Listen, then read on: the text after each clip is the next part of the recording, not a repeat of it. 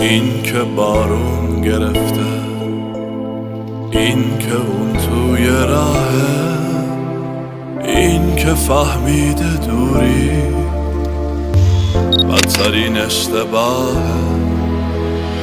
مثل شومین روشن، مثل آینه رو راست، بعد 1 سال دوری، این که آخر خودش خواست، خودش خواست.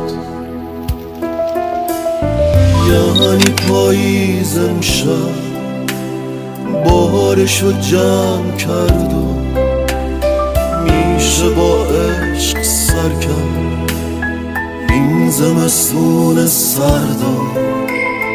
یعنی آغوش سردم پرشه از عطر موهاش، یعنی یلدای امسال دامن آرزوهات مبارک، شب یلدات مبارک.